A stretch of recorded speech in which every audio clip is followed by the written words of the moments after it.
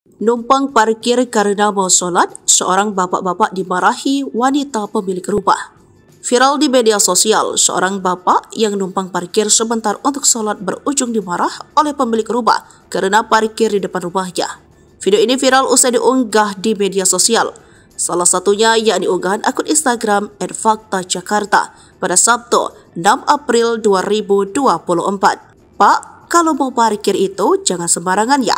Parkir di depan masjid, jangan di depan rumah saya, ucap pemilik rumah.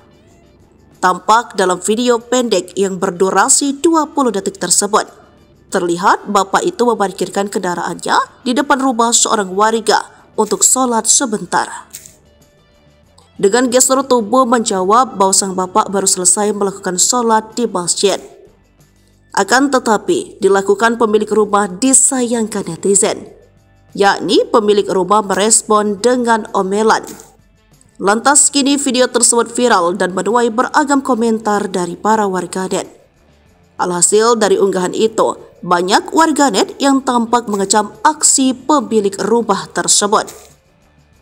Info alamat pemilik rumah, mau gue beli rumahnya terus jadiin parkiran untuk masjid, ucap salah satu akun. Niatnya rekam-rekam buat cari pendukung dan pembelaan dari netizen. Apalah guna bu, netizen pun geram atas kelakuan bu, tambah netizen yang lainnya.